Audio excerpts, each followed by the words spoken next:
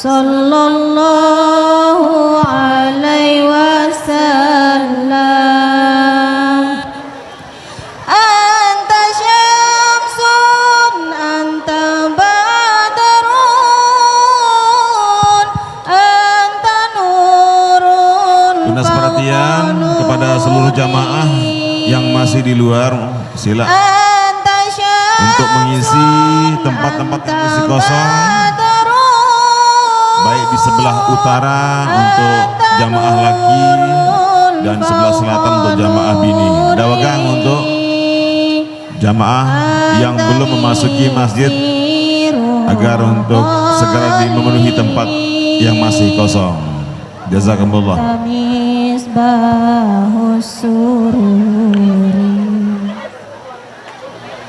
Sallallahu ala Muhammad, sallallahu alaihi wasallam, sallallahu ala Muhammad, sallallahu alaihi wasallam. Silakan tim selawat untuk menyambut beliau dengan selawat. Tala'al badru alaina min thaniyatil wada wajaba alaina mada'a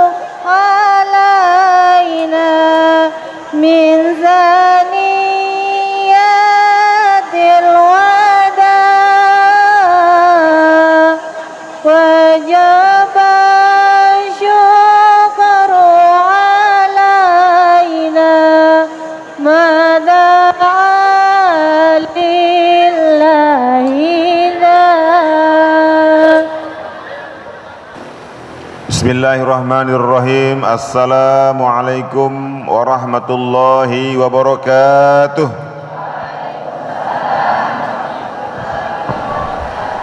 Yang kami hormati Al-Mukarram Al-Ustadz Rahmat Baikuni beserta rombongan. Yang kami hormati juga Ummi Hajjah Enomutia MPDI selaku panitia. Yang kami hormati hadirin hadirat, tokoh agama, tokoh masyarakat, al-mukarramun ala asatiz, bapak-bapak, ibu-ibu, jamaah pengajian laki bini Lingsir Anom yang kami hormati dalam acara tablik akbar dengan tema huru hara di akhir zaman. Inggih, untuk lebih barokah acara tablik akbar niki, mari kita awali, kita sepakat untuk mengawali dengan sama-sama melafazkan basmalah. Bismillahirrahmanirrahim. Ayyuhal hadirun rahimakumullah. Untuk acara yang berikutnya, mari sama-sama kita simak dengan betul-betul menyimak dengan sebaik-baik simaan pembacaan tilawah kalam ilahi yang akan dibawakan oleh Ukhtina Ustazah Afriani Heriawan, sarjana pendidikan. Beliau ini adalah juara 1 seleksi tilawatil Quran dan hadis di tingkat provinsi Nusa Tenggara Barat tahun 2023 dengan mendapat hadiah umroh. Kepada Ustazah Afriani Heriawan SPD, disilakan. Bismillahirrahmanirrahim. Assalamualaikum warahmatullahi wabarakatuh.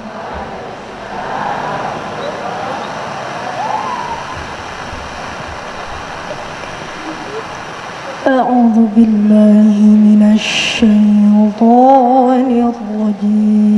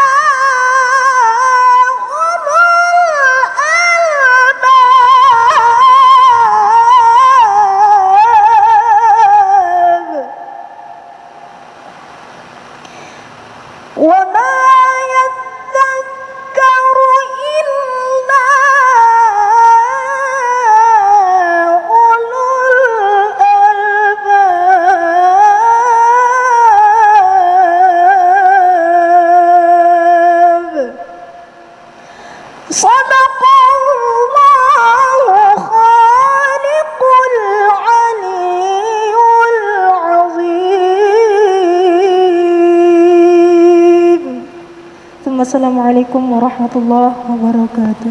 Waalaikumsalam warahmatullahi wabarakatuh. Sadaqallahul azim, sadaqallahul azim, sadaqallahul azim, wa nahnu ala dzalika minasyahidin. Masyaallah, luar biasa nggih lantunan suara beliau. Mudah-mudahan semakin meningkat prestasi beliau di bidang tilawah Al-Qur'an. Amin ya rabbal alamin. Jamaah hadirin, mami, nini, sanak bije, bapak-bapak, ibu hadirin semuanya, ayuhal hadirun, tibalah saatnya kita akan sampai di inti acara, yaitu tablik akbar. Dan sebelum yang akan panggil beliau Ustadz Rahmat Baikuni menyampaikan pengajian umumnya, terlebih dahulu kita harus tahu beliau. Tidak kenal maka tidak sayang. Sedikit profil tentang beliau. Maaf Ustadz, ini diriwayatkan oleh Google ya. Ustadz Rahmat Baikuni pernah menimba ilmu di jurusan tafsir hadis di Sekolah Tinggi Ilmu Agama Demak Al-Fatah. Saat ini selain dakwah, Ustadz Baikuni merupakan pendiri dan pembina One Ummah Movement. Beliau juga pembina Sufah Baitul Mumin dan Ketua Garda Anas Pusat Bandung. Ustadz Rahmat Baikuni merupakan tokoh asal Bandung, Jawa Barat yang lahir pada 25 Februari 1976. Ia dikenal sebagai pakar kajian akhir zaman karena tema ceramah yang dirinya bawakan. Contohnya seperti kemunculan Dajjal, kepemimpinan akhir zaman, serta Yajud dan Majud. Ia juga kerap berbicara tentang tanda-tanda akhir zaman, konspirasi, serta kondisi umat Islam saat ini. Dan Ustadz Rahmat Baikuni pernah menimba ilmu di jurusan tafsir hadis di Setia Demak Al-Fatah. Selain dakwah, beliau juga merupakan pendiri dari One Ummah Movement, dan dirinya juga kerap mengisi kajian di Masjid Agung Trans Studio. Baiklah jamaah hadirin hadirat yang berbahagia, mari kita sambut beliau. Ahlan wa sahlan bihudurikum. Dan sebelumnya kita akan berikan mic ini kepada beliau. Ini mic khusus untuk penceramah, kata panitia tadi. Kepada beliau Ustaz Rahmat Baikuni, falyatafaddal mashkura. Kepada beliau disilahkan.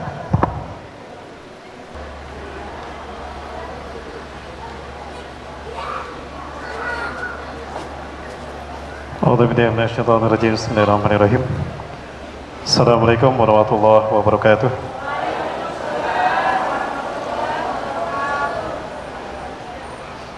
Di samping tadi salempak, kakuping tapi terkompak.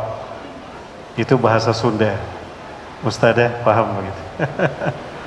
Yang hadir ada 12.586 orang. Tapi yang jawab salam hanya 12 orang saja. Pelit Bapak Ibu. Saya mengucapkan salam, yang jawab cuma sedikit. Saya doakan yang jawab salam saya masuk surga tanpa hisab. Yang jawab salam saya doakan hidupnya berkah dunia akhirat. Yang jawab salam saya jika punya hutang dan cicilan, ya Allah lunaskan hutang dan cicilan. Kencang aminnya. Belum lunas ya? Belum. Saya kasih pantun buat ibu-ibu ya, jangan tersinggung Bu ya. Ini sekedar pantun. Terutama istri saya jangan tersinggung. Ada istri saya di sini. Udah paham beliau. Saya cuma bisa berpantun saja. Burung puyuh, burung galan selalu muncul di waktu pagi. Kalau ibu-ibu nggak jawab salam, nanti bapaknya kawin lagi. Jangan ya Bu ya. Makanya jawab salam saya Bu. Jika matahari terbit dari barat, itulah tanda besar terjadinya hari kiamat. Jika memang kita umatnya Nabi Muhammad, jawablah salam saya dengan penuh semangat. Assalamualaikum warahmatullahi wabarakatuh.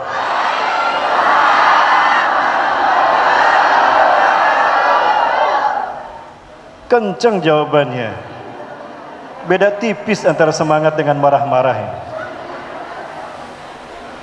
Alhamdulillahilladzi hadana li hadza wa ma kunna linahtadiya laula an hadanallah. Laula an hadanallah. Laqad ja'at rusulu rabbina bil haqq wa nudu an tilkumul jannah uristumuha bima kuntum ta'malun. Asyhadu an la ilaha illallah wahdahu la syarika lah wa asyhadu anna Muhammadan abduhu wa rasuluhu alladzi la nabiyya wa la rasula ba'dah. Allahumma fassalli wa sallim ala habibina wa nabiyina Muhammad ibn Abdullah wa ala alihi wa ashabihi wa mawalah. Ma sya'allahu kan wa ma lam yasha' lam yakun wa la haula wa la quwwata illa billah. Qala Allah ta'ala fi kitabihil karim wa biqaulihi yahtadil muhtadun a'udzu billahi as-sami'il 'alim minasy syaithanir rajim min hamzihi wa nafthihi wa nafthihi. Ya ayyuhalladzina amanu taqullaha haqqa tuqatih wa la tamutunna illa wa antum muslimun. Aw kama qala ta'ala fi ayatil ukhra hal yanzuruna illa an ta'tiyahumul malaikah aw ya'ti rabbuka aw ya'ti ba'du ayati rabbik yauma ya'ti ba'du ayati rabbika la yanfa'u nafsan imanuha lam takun amanat min qabl aw kasabat fi man khaira qul intaziru inna muntaziran. Wa qala Rasulullah sallallahu alaihi wasallam wa huwa shadiqul wa'dil amin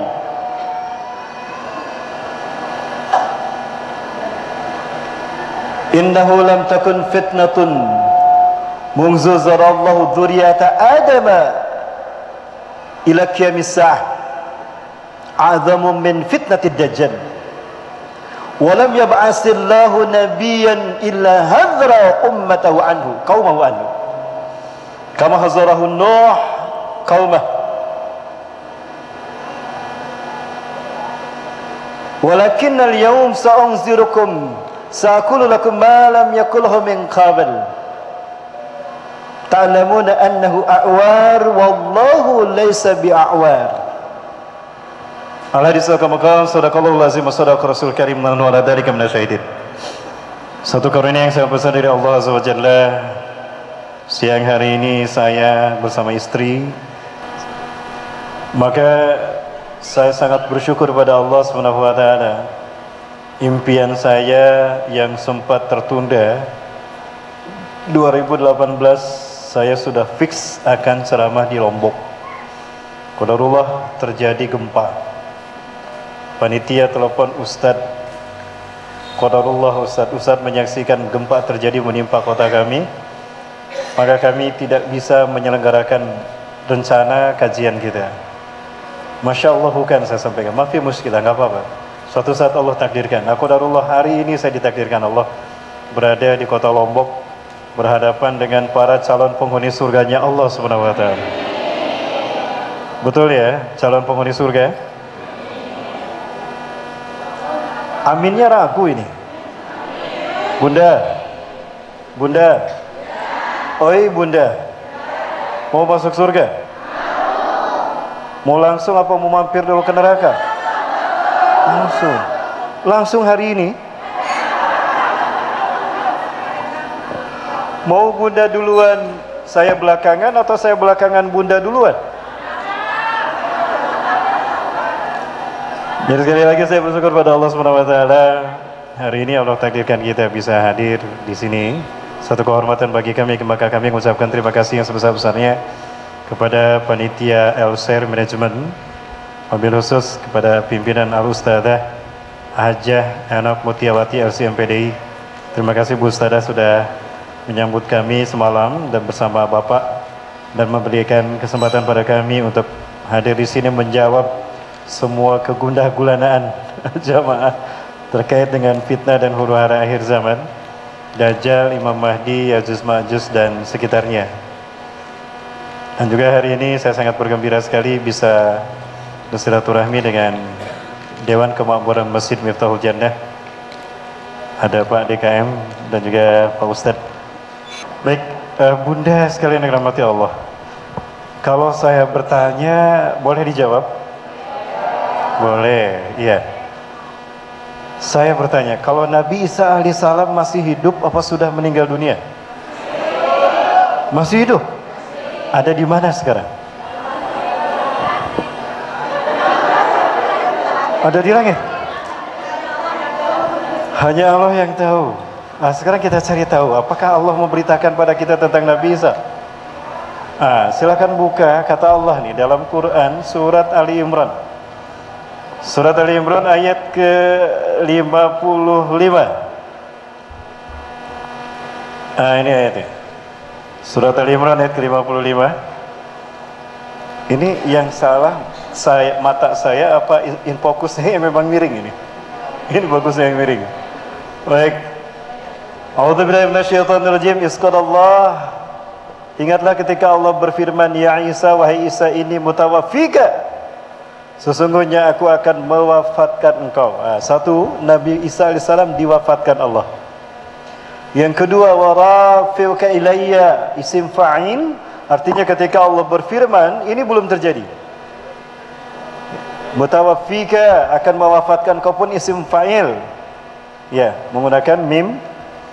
Kemudian Allah mengangkat ke sisinya, jadi Nabi Isa AS diwafatkan Allah, kemudian diangkat ke sisinya. Wa mutahhiruka minal ladina kafaru, dan aku akan membersihkan namamu dari orang-orang kafir. Wa ja'ilul ladina tabauka fawqa alladina kafaru ila yaumil qiyamah, dan aku akan menjadikan orang-orang yang mengikutimu lebih utama, lebih agung, lebih hebat, menang atas orang-orang kafir sampai hari kiamat. Al-ayat. Jadi yang pertama, Allah Azza wa Jalla mewafatkan Nabi Isa alaihissalam. Apa arti wafat? Meninggal dunia. Inna lillahi wa inna ilaihi rajiun. Telah meninggal yang namanya Bapak keadilan di tanah air kita. Wafat. Bukan bunda. Wafat ini dia mustarokah. Satu kata banyak arti. Dia bisa berarti mati, meninggal dunia, dan dia bisa berarti tidur. Silakan ayah bunda buka dalam Quran surat Al-An'am ayat ke-60. Wa huwa alladhi yatawaffakum bil-laili wa ya'lamu ma jaratum bin-nahar. Dan dialah Allah yang telah mewafatkan kamu di waktu malam, dan Allah mengetahui apa yang kau lakukan di waktu siang. Apa arti wafat di sana? Tidur. Jadi kemungkinan ayat mutawaffika, kata mutawaffika dalam ayat ini berarti tidur. Jadi Nabi SAW satu ditidurkan Allah, wa rafiuka ilayya, dan Allah mengangkatnya ke sisinya. Berarti sekarang Nabi Isa ada di mana? Di sisi Allah. Sedang apa? Tidur. Ustaz, tidurnya berarti ribuan tahun Ustaz. Sekarang 2024. Iya betul, 2024. Itu hitungan kita di Lombok. Apakah satu hari di sisi Allah sama dengan satu hari di Miftahul Jannah? Beda. Berapa perbandingannya? Wa kana miqdaru yaumihi ka alfa sanatin mimma ta'uddun. Dan adalah satu hari di sisi Allah 1000 tahun yang kalian hitung di dunia. Satu hari di sisi Allah 1000 tahun di Leneng Praya. Sekarang tahun 2024 Masehi, berarti di sisi Allah baru berapa lama? Baru 2 hari. Berarti Nabi Isa baru 2 hari tidur di sisi Allah. Berubah tidak? Tidak berubah. Ini logika kita memahami redaksi Quran dan memahami fakta sejarah yang sesungguhnya, membantah semua klaim yang tidak benar di muka bumi ini terkait Nabi Isa AS, dan nanti nyambung dengan fitnah Dajjal. Coba Pak, sepi sekali Pak. Pak, oi Bapak, saya bukan Ustadz Maulana, dan saya bukan Ustadz akhir zaman. Kapok saya di Ustadz akhir zaman. Sejujur apapun saya berkata, sebenar apapun saya membuat sebuah fakta, menyampaikan fakta, kalau ada pejabat yang tersinggung, kena saya Bapak Ibu. Jadi mohon maaf, jangan panggil saya Ustadz akhir zaman. Kapok saya. Panggil saja saya Ustadz akhir bulan. Insya Allah saya istiqomah. Paling urusan sama istri. Istrinya pun sibuk main HP.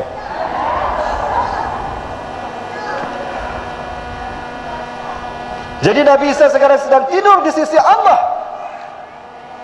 Ya.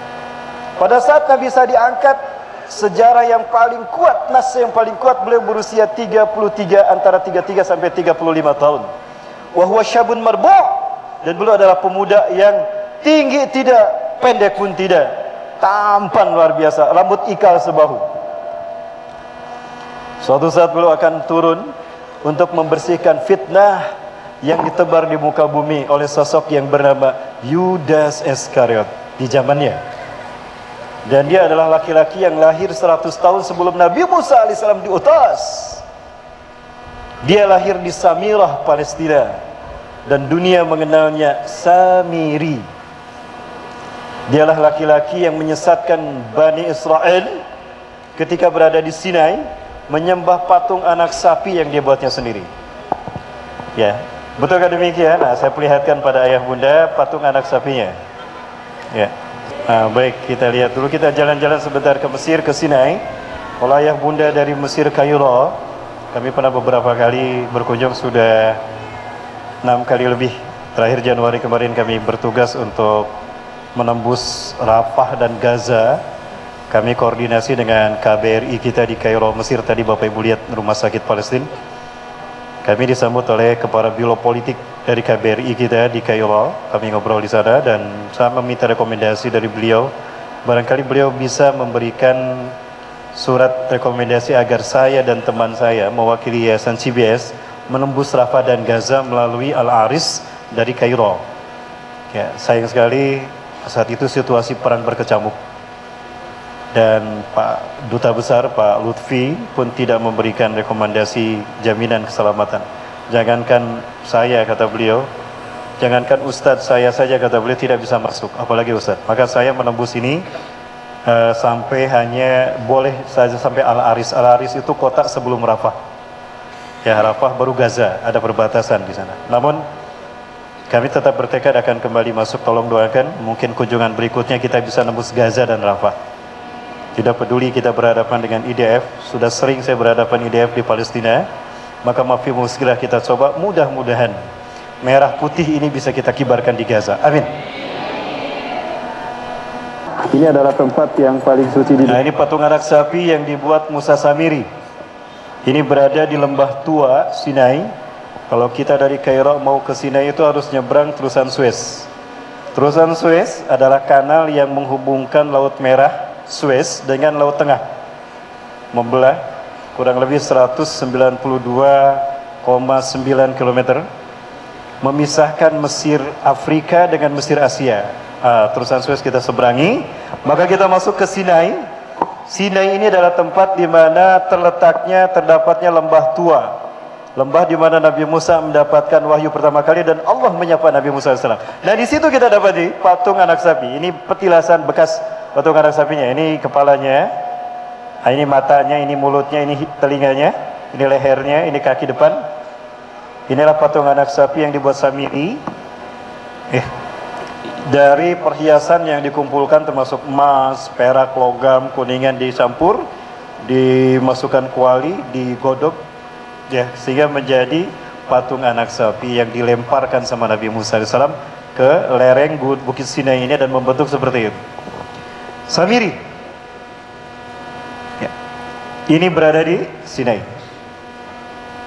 ya, tempat yang suci bagi umat Islam. Ini adalah lembah yang dinamakan lembah tua. Disinilah Allah Subhanahu Wa Taala mendekat kepada Nabi Musa. Di belakang saya, di belakang kami, itu adalah jalan menuju Bukit Sinai, tempat Allah memberikan 10 perintah Allah kepada Nabi Musa alaihissalam, 10 commandment. Mikot Nabi Musa 40 hari bertemu dengan Allah mendapatkan pelajaran. Nah, di sini ada 600.000 Bani Israel yang dulu diselamatkan oleh Allah melalui kepemimpinan Nabi Musa dan Nabi Harun alaihi wassalam. Wassalatu wassalamu alaihi. Ya. Nah, sayang sekali mereka disesatkan oleh Samiri. Maka mereka yang menyembah patung anak sapi ini diperintahkan bertobat kepada Allah. Taubatnya dengan dibunuh oleh orang yang beriman. Namun menolak sehingga terjadi perang. Sementara si Musa Samiri sendiri itu diusir oleh Nabi Musa. Kenapa tidak dibunuh? Karena yang membunuhnya bukan Nabi Musa alaihissalam, bukan pula Nabi Yusha bin Nun. yang memimpin Bani Israel setelah Nabi Musa AS wafat, dan bukan pula Nabi Muhammad SAW. Tetapi siapa yang membunuhnya? Nabi Isa alaihi salam. Jadi tugas Nabi Isa alaihi salam belum selesai. Makanya nanti turunnya Nabi Isa alaihi salam itu merupakan satu dari 10 tanda besar dekatnya kita dengan kejadian hari kiamat.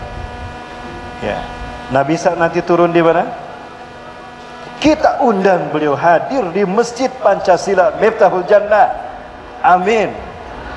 Bisa Ustaz, bisa. Caranya gimana? Bikin menara putih. Sudah ada menara putihnya? Belum, nanti kita bikin. Karena beliau akan turun indal manaratil bidha syarqiyya Damasqus. Beliau akan turun di sisi menara putih.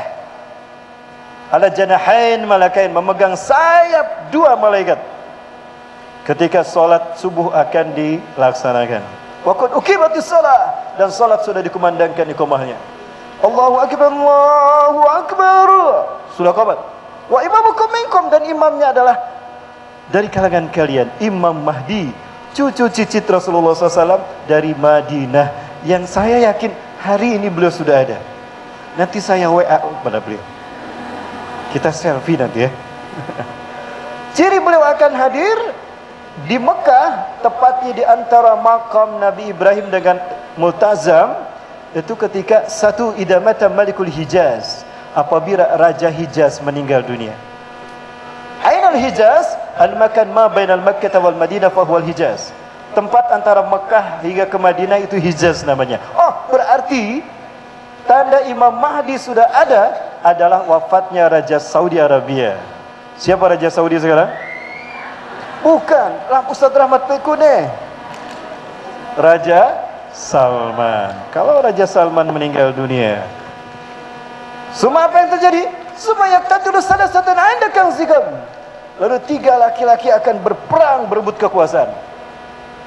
Qadham ibnu Khalifatin, 3-3-nya putra mahkota, anak raja-raja mereka. Ya. Ya mah, masih bersama saya? Anak raja. Summa la yasiri ila wahidin minhum, tapi salah satu dari mereka tidak berhasil menjadi raja. Kenapa? Summa tatu araya asad min kibalil masyriq. Kemudian muncullah para pembawa panji hitam dari arah timur. Rasulullah berdiri di Madinah, telunjuk beliau mengarah ke timur.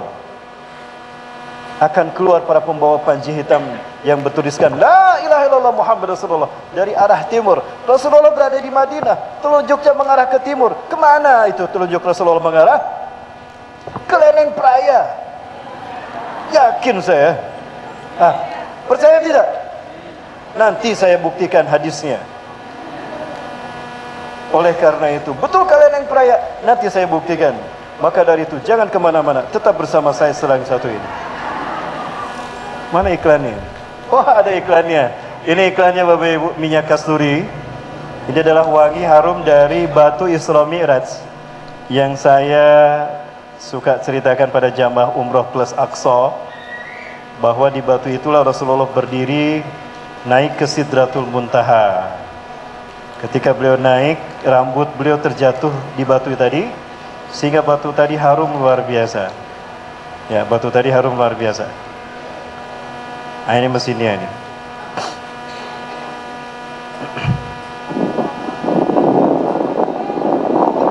Di dalam masjid area yang paling tinggi di Amplek Al-Aqsa yang luasnya 14,4 hektar, 144.000 meter persegi. Di masjid inilah terdapatnya batu Mi'raj. Mi'raj itu alat untuk naik. Araja ya'ruju mi'rajan, isim alat. Rasulullah naik dari sini, batunya tersembunyi di dalam sebesar kubahnya. Rasulullah naik ke Sidratul Muntaha. Sidrah artinya terminal, Muntaha artinya penghabisan. Ada kemungkinan Sidratul Muntaha adalah ujung alam semesta. Ya, summa yataqarrab ila Allah azza wa jalla. Kemudian Rasulullah mendekat kepada Allah azza wa jalla. Fa farada alayhi wa ala ummati salatan 50 marat fi kulli yawmin wa lailatin. Lalu Allah mewajibkan salat 50 kali sehari semalam. Berapa Ustaz? 50 kali. Nabi Musa mengatakan, "Ya Muhammad, ya Rasulullah, irji ilallah ayyurah hasadaka, innakum du'afa." Anda lemah ya Rasulullah, mintalah kepada Allah keringanan, diskon. Salat kau di diskon. Allah. Baik, nah pada akhirnya Allah berfirman, "Ya Muhammad ya Habibi, inni idza qadaitu syai'an fil lahil mahfuz lam ughayyir abadan." Sesungguhnya jika aku sudah menetapkan satu keputusan di Lauhul Mahfuz, aku tidak akan merubahnya. Innalaka fil khamsati khamsan. Walaupun cuma 5 kali kau lakukan, catatan di Lauhul Mahfuz tetap 50 kali. Alhamdulillah. Sama. Baik. Inilah area Masjidil Aqsa yang disinilah Nabi Isa alaihissalam dibesarkan. Samiri setelah diusir oleh Nabi Musa alaihissalam, dia mengembara ke kampung-kampung yang ada pada Nabi dan Rasulnya. Setidaknya ada banyak Nabi, paling tidak 12 Nabi antara Nabi Musa ke Nabi Isa alaihissalam. Ada Nabi Yusha bin Nun. Ternyata Samiri ikut termasuk di dalam 600.000 Bani Israel yang menyeberang terusan Suez, Laut Merah, sampai ke Sinai. Kemudian membuat patung anak sapi, diusir. Dia mengembara sampailah di zaman Nabi Isa alaihissalam, dia berganti nama menjadi Yudas Iskariot. Siapa muda? Yudas Iskariot. Nah, iklan dulu. Nah, ini batu yang dinaiki Rasulullah ketika Isra Miraj. Berada di dalam Masjid Al-Madrak. Ini sedang dibersihkan. Ini kunjungan kami 2016.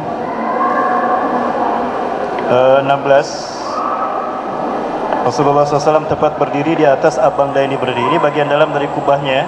Kubah emas ini tersusun atas 6 juta keping emas, ditempel, disambung-sambungkan membentuk kubah ini. Dan di luarnya pun lapisan emas. Ini ada 12 tiang, menunjukkan 1 tahun ada 12 bulan. Dan ada 24 busur-busur jendela ini yang menandakan ada 24 jam dalam sehari. Ini ada pilar di mana kita ngantri. Ini ibu-ibu dari Kazakhstan sedang ngantri memasukkan tangannya satu lubang, memegang batu pijakan Rasulullah ketika naik ke Sidratul Muntaha di Batu Mi'raj ini. Itu harum minyak kasturi. Itulah kenapa Rasulullah selalu menggunakan minyak kasturi ketika sholat 5 waktu. Sunnah Rasulullah menggunakan ini ketika sholat 5 waktu Idul Fitri dan dalam kajian ini. Dan jin tidak suka dengan minyak wangi ini. Tidak percaya silakan buktikan. Beli dulu minyak ini. Ini pesan sponsor Bapak Ibu. Sudah iklannya ya? Baik. Batu ini terapung dan ini pintu masuk menuju ke bagian bawah Batu Mi'raj. Batu ini Mi'raj memang ada ruang di bawahnya sehingga kita bisa sholat berjamaah kurang lebih 20 orang lah bisa. Sholat berjamaah di bawah batu ini. Nanti kita cuma jalan. Ini bagian bawah Batu Mi'raj tadi.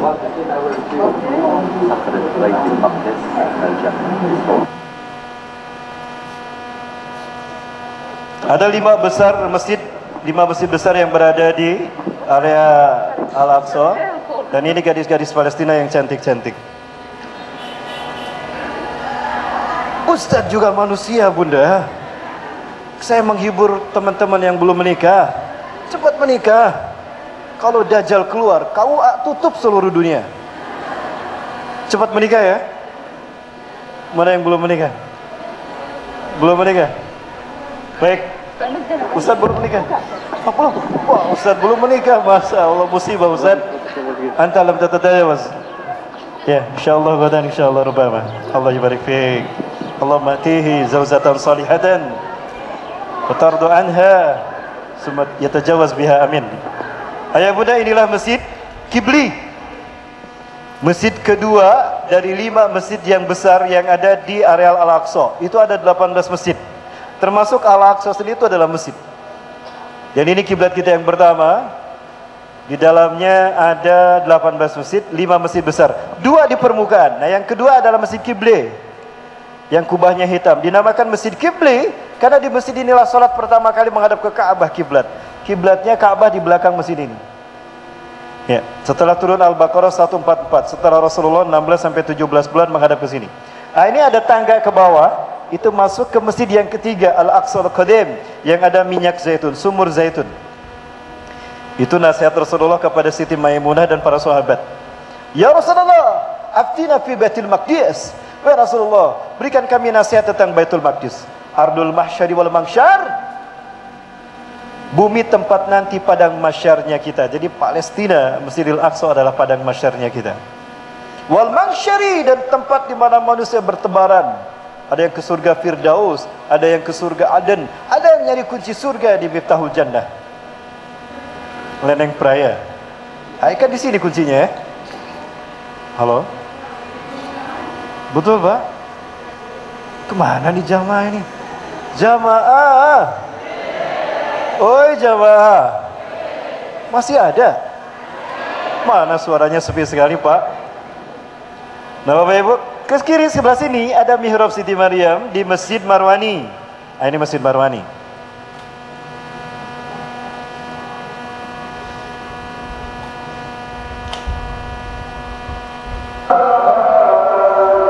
Ini azan asar, karena saya sudah jamak takdim zuhur dengan asar. Jadi pas adzan asar kami turun ke Masjid Marwani. Ini bagian tangga masuk ke Masjid Marwani. Nah, ini lorong untuk menuju ke bagian Masjid Marwani, dan ada penampakan dari jauh Bapak Ibu daya. Ini bagian dalam dari Masjid Marwani.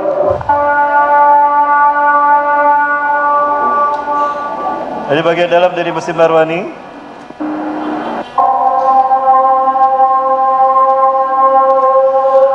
Disinilah Rasulullah SAW bertemu dengan Nabi Yahya, Nabi Zakaria. Mereka cerita bagaimana ketika mereka dulu dakwah dulu berhadapan dengan Raja Herodes, the Great Herodes. Ini dalam mihrab Zakaria.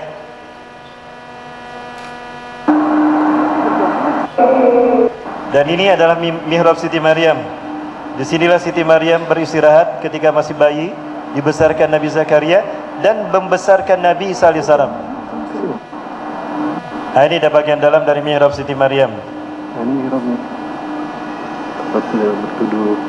Kelihatan Bunda?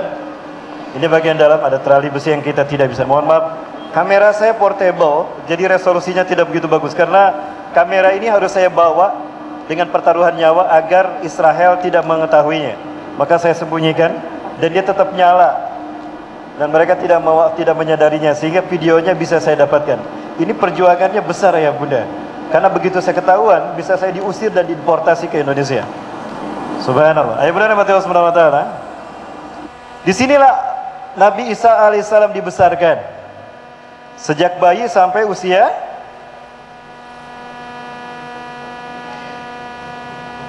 12 tahun. Nah, ini perjalanan kami dari hotel kami di Allenby, dari hotel Hotel National Hotel. Nah, sudah terlihat Qubatus Sohra. Semua pintu Al-Aqsa itu bersatkan hijau, dan itu dijaga oleh tentara IDF, Israel Defense Forces. Nah, lihat, mereka bersenjata, takut nanti ada URB lewat. Takut ada Nabi Isa dan Imam Mahdi lewat. Nah, ini bagian dalam. Ini kita sudah memasuki areal Masjidil Aqsa. Bismillah. Maka Rasulullah perintahkan kepada Siti Maimunah dan para sahabat, itu wasalafeh, datangilah Masjidil Aqsa itu, salatlah di sana. Assalamualaikum. Fa inna salata fihi ka'alfi salatin mimma siwa. Salat kalian di sini sama dengan 1000 kali sekalian salat di masjid yang lain. Sudah terlihat Qubatus Sohra. Disinilah Nabi Isa AS dibesarkan oleh ibundanya. Nah, ketika Nabi Isa alaihissalam dibawa dan diasuh oleh Nabi Zakaria berbarengan dengan Nabi Yahya, karena Nabi Yahya kelahirannya sama dengan Nabi Isa alaihissalam di tahun yang sama, sehingga usianya tidak jauh berbeda, hanya tepat beberapa bulan saja. Nah, keduanya diasuh sama Nabi Zakaria di sini. Disinilah para pendeta Yahudi Sanhedrin menceramahkan Taurat yang mereka palsukan. Yuharifun al-kalima an mawadih. Mereka menghapus satu ayat Taurat dari tempatnya. Summa yaktubuna al-kitaba bi aydihim. Lalu mereka menulis ayat-ayat palsu Taurat dengan tangan-tangan mereka. Summa yaquluna hadza min indillah. Lalu mereka mengatakan ini datang dari Allah. Wa ma huwa min indillah. Terbongkarlah kejahatan mereka memalsukan Taurat, sekarang bernama Talmud. Ya. Tinggal Nabi Isa alaihissalam, belum faham akan dibunuh, Nabi Isa pergi melarikan diri. Sampailah ke Ariha, satu provinsi di tepi barat Palestina. Ariha versi kita, nama Yahudinya Jericho. Saya perlihatkan pada ayah bunda. Inilah yang disebut dengan Ariha, salah satu destinasi kita. Kalau ayah bunda ke Palestina bersama saya jelaskan satu-satu ayah bunda. Saya doakan ayah bunda tahun ini bisa berangkat ke Palestina semua. Amin. Bisa sholat di Masjidil Aqsa. Amin. Tapi dengan ingat bersama saya perginya. Amin. Jangan bersama yang lain. Jamaah, sebentar. Saya lihat dulu sebentar, mana Jericho-nya ini? Menghilang Jericho-nya.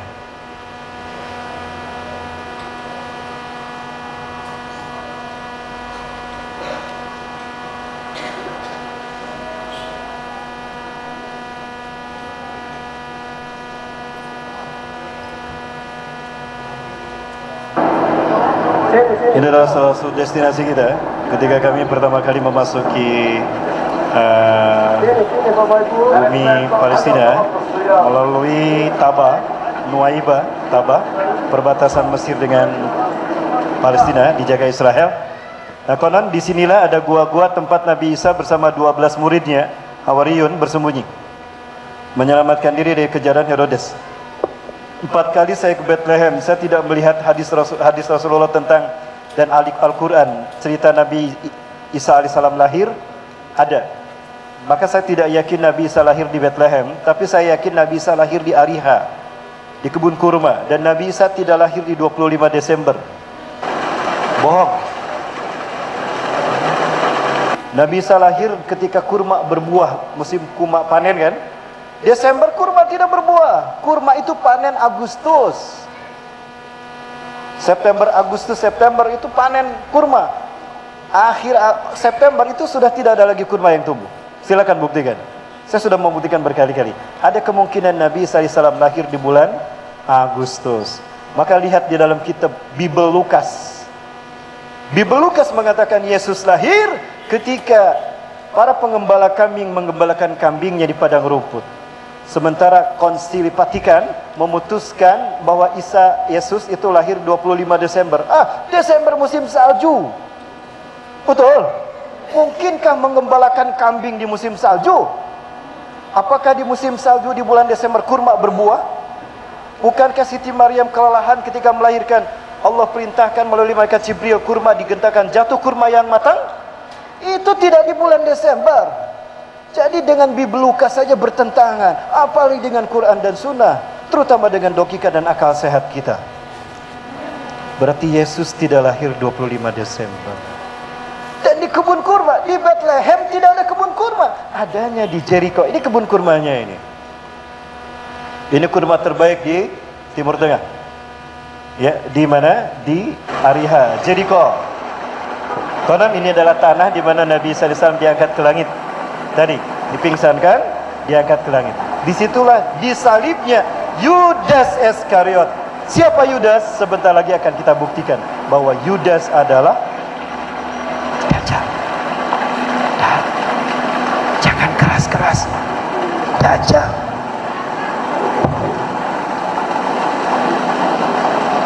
Ini pun kurmanya. Di sini Nabi Isa alaihissalam dilahirkan, betul? Maka saya sama Syekh Qasim, guru saya dari Al-Aqsa, boleh yakin di sinilah Nabi Isa alaihissalam dilahirkan. Nah, Nabi Isa mengembara karena sudah ada dibunuh, rencana dibunuh. Bertemu dengan satu kaum di mana di antara kaum tadi ada yang buta sejak dilahirkan. Diusap wajahnya sama Nabi Isa alaihissalam. Bismillahirrahmanirrahim. Masaha yamsahu masihun. Masaha, mengusap. Sembuh itu dengan izin Allah. Menyembuhkan dengan cara mengusap, maka beliau mendapatkan gelar Al-Masih. Itulah arti Al-Masih, melakukan pemukjizatan dengan mengusap. Nanti yang jomblo, sini saya usap, besok menikah.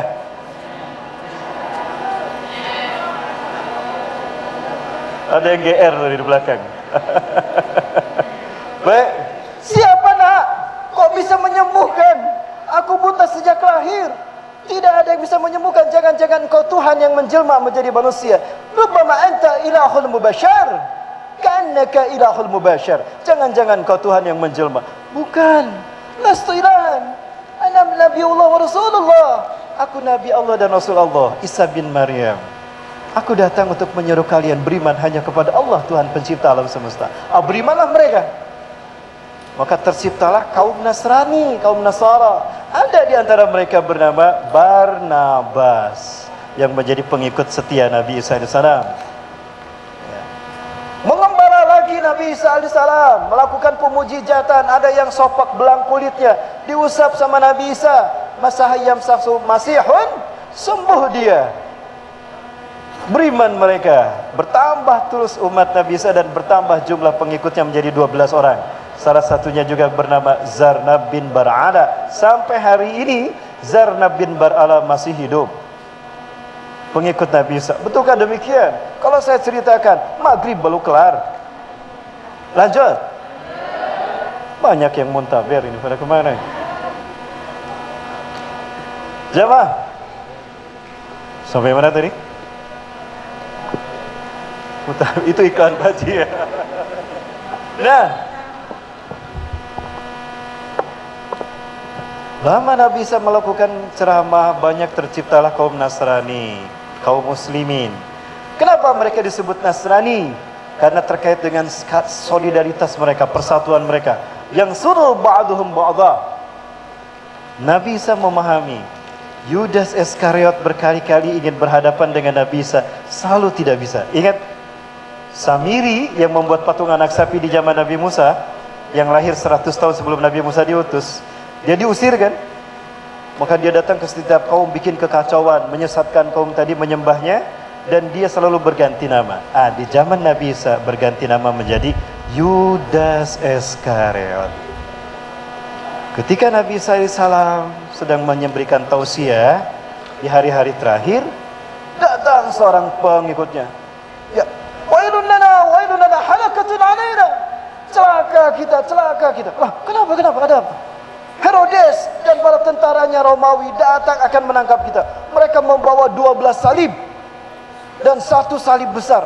Saya yakin Tuanku, salib yang terbesar buat anda wahai Nabi Allah. Ihtabu antum jami'an, bersembunyilah kalian semua, termasuk anda wahai Nabi Allah. Di situ Nabi Isa mengatakan, falamma ahassa Isa ibnu Maryam minhamul kufra. Nabi Isa merasakan akan ada keingkaran dari mereka yang membantah Nabi Isa AS.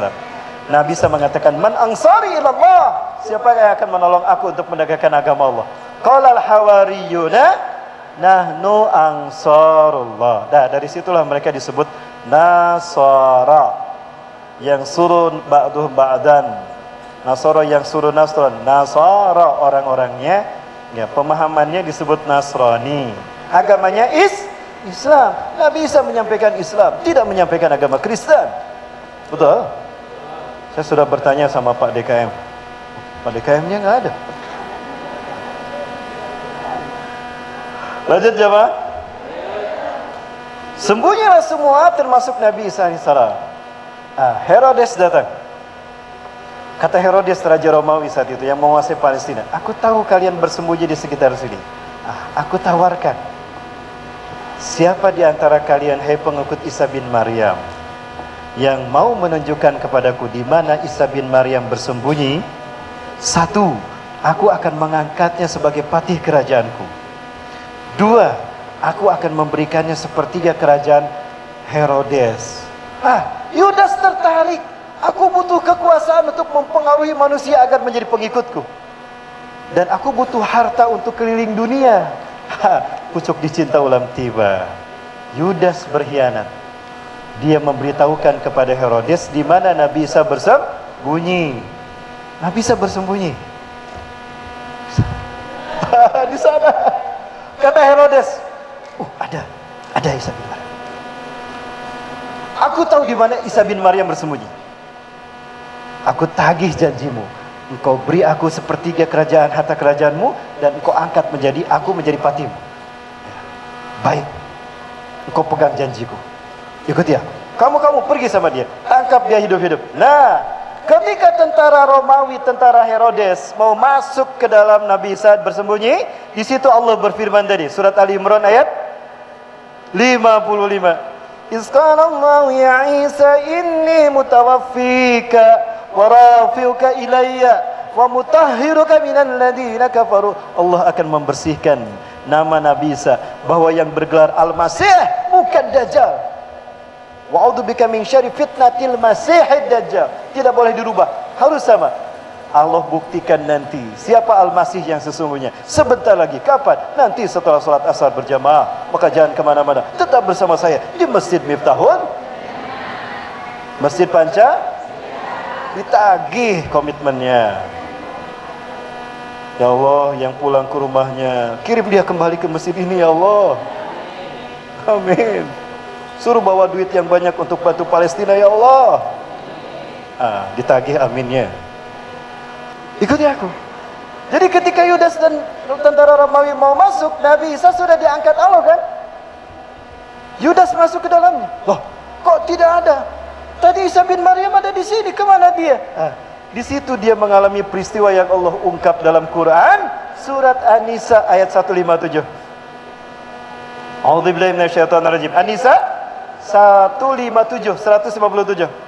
Wa qaulihim inna qatalnal masih Isa ibn Maryam Rasulullah. Dan klaim para pendeta Sanhedrin, sesungguhnya kami telah membunuh Isa bin Maryam utusan Allah. Allah bantah dia.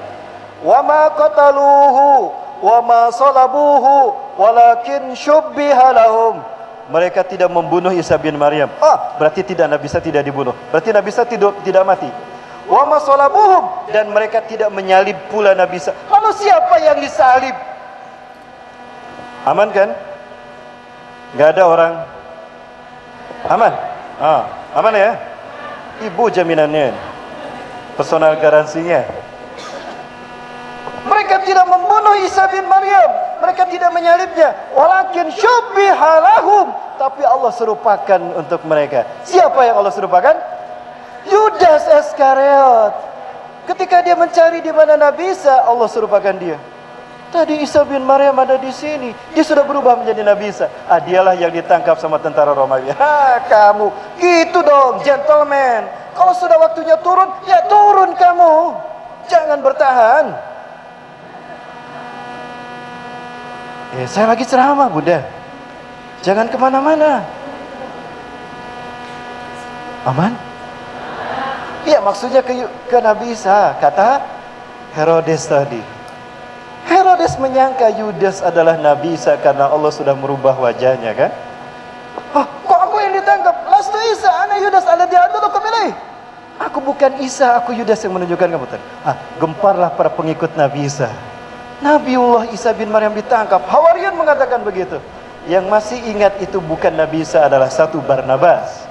Maka beliau menuliskan kembali Injil yang sama dengan Quran. Injil Barnabas. Saya pernah membaca, sama dengan Quran. Injil Barnabas. Tahun 2005 kalau nggak salah. Masih ada di rumah saya. Ya, Injil Barnabas ini. Terjemahan Indonesia sudah diterjemahkan. Kemudian, maka apa yang terjadi kemudian? Dialah yang disalib. Dia yang disalib. Ketika disalib, dia melihat Nabi Isa diangkat ke langit. Dia berkata dengan bahasa Ibrani, Eli, Eli lama sabachthani, Tuhanku, Tuhanku, kenapa kau tinggalkan aku? Itu ada dalam kitab Kejadian, dalam kitab Paskah, New Testament, Perjanjian Baru. Silakan dilihat. Dikasih lihat ya? Halo? Suaranya berubah jadi ke dalam ya? Gak apa-apa, memang harus ke dalam Pak. Kemudian apa yang terjadi? Disaliblah dia, diarak ke bukit Golgota. Golgota artinya tengkorak. Nanti saya perlihatkan. Ini terkait dengan WTC dihancurkan. Herodes memegang pedang di tangan kanannya, Old Testament, perjanjian lama di tangan kirinya. Itu pedang ditusuk-tusukan. Ketika darah bercucuran, diambil, diminum, berebut. Mereka lihat 7 rukun agama Kristen, ada rukun yang kelima, Ekaristi Holy Water, rukun meminum air suci. Mereka meyakini apabila ada bagian tubuh Yesus Kristus mereka minum, mereka makan, maka tubuh mereka suci dan tidak akan disentuh api neraka selamanya. Maka mereka berebut itu. Ya, banyak tusukan pedang membuat daging terkelupas, diambil dimakan. Ekaristikus kudus, rukun ketiga. Selesai kebaktian di gereja, mereka pulang. Pendeta pegang nampan, ada rotinya. Itu tepungnya dari Vatikan. Dibagi-bagi. Haleluya. Betul kan? Salah satu tusukan pedang itu mengenai mata kanannya. Itulah saat di mana Dajjal kehilangan mata kanannya. Jadi siapa Yudas? Siapa Samiri? Dajjal. Tahu sekarang siapa Dajjal? Maka munculnya Dajjal di akhir zaman berkaitan erat dengan munculnya Nabi Isa alaihissalam. Bisa difahami ayah bunda? Itu sejarah panjang yang saya singkat ayah bunda. Halo? Kenapa saya yakin? Oh, Rasulullah yang meyakinkan kita. Ini hadisnya. Masih bersama saya? Semangat bunda-bunda ini. Jadi masuk surganya? Kirain udah lupa. Nah ini hadisnya. Subhanallah. Kalau berkata Abdullah bin Umar radhiyallahu anhuma, qama Rasulullah sallallahu alaihi wasallam fi nas, Rasulullah SAW berdiri di tengah-tengah manusia. Fa asna 'ala Allah bima huwa ahlu. Rasulullah memuji Allah sebagaimana memang beliau adalah orang yang paling ahli memuji Allah. Summa zakara Dajjal, kemudian Rasulullah bercerita tentang Dajjal. Faqala, Rasulullah bersabda, "Inni unzilukum," aku peringatkan kalian, hati-hati kalian dengan Dajjal.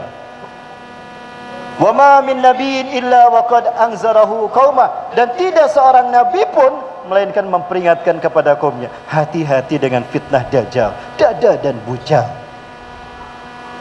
Betul?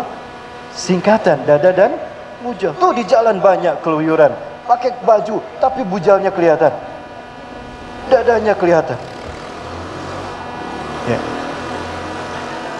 Laqad anzarahu qauma, dan sungguh telah memperingatkan kaumnya tentang Dajjal.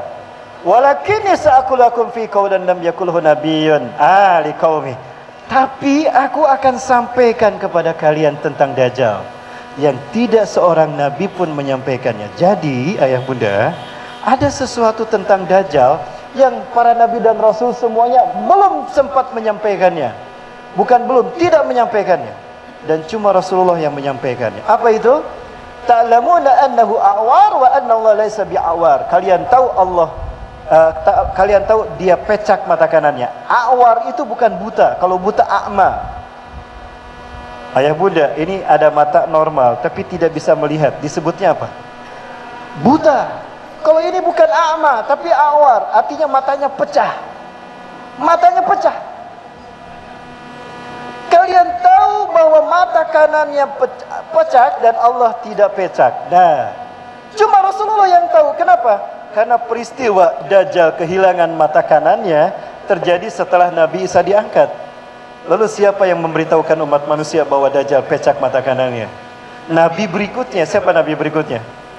Rasulullah Muhammad sallallahu alaihi wasallam. Jadi Dajjal itu ketika lahir matanya normal seperti kita dua bunda, tidak satu di tengah, bohong. Semua Nabi dan Rasul memahami Dajjal Samiri matanya dua seperti kita, alias Yudas Iskariot alias Samiri, matanya normal dua. Dia kehilangan mata kanannya ketika disalib, ketika ditusuk oleh Herodes dengan pedangnya. Jadi siapa yang disalib bunda? Yudas di zaman Nabi Isa atau di zaman Nabi Musa bernama? Dia memang orang yang sama. Dia adalah Dajjal. Jadi sekarang kita tahu siapa yang disembah oleh saudara-saudara kita ini. Maka salah satu tugas penting Nabi sallallahu alaihi wasallam adalah satu, fayaksuru saliba, menghancurkan, wa yaqtulul hikzira, akan membunuh babi, menghabiskan babi. Ya. Wa yadaul jizyah, menghapuskan pajak. Insya Allah motor kita nggak usah bayar BPKB pajaknya, nanti gratis kalau Nabi Isa turun. Ya Allah, turunkan Nabi Isa ya Allah. Ini pajak motor saya sudah kosong 5 tahun. Itu ayah bunda yang dirahmati Allah. Dan terakhir akan membunuh Dajjal. Di mana Nabi Isa dan Dajjal bertemu? Di Leneng Praya. Di mana bertemunya Nabi Isa dengan Dajjal? Ayah muda, beliau akan bertemu nanti di masjid ini, di Suriah. Makanya Palestina, Suriah, Lebanon akan menjadi tempat pertarungan akhir zaman, penegakan Islam di bumi ini. Ya, siap. Ayah muda. Baik, waktu kita sudah menjelang sholat asar. Baik, ayah muda. Di mana nanti pertemuan Nabi Isa dengan Dajjal? Ya, saat itu bertemu dengan Imam Mahdi dan 3 pasukan. Dan siapakah 3 pasukan tadi? Saya beritahukan. Salah satu pasukan itu bernama Lombok, Nusa Tenggara Barat. Betulkah demikian? Nantikan buktinya setelah sholat asar berjamaah. Jangan kemana-mana, ikuti kajiannya setelah sholat isya bersama-sama. Demikian, Assalamualaikum warahmatullahi wabarakatuh.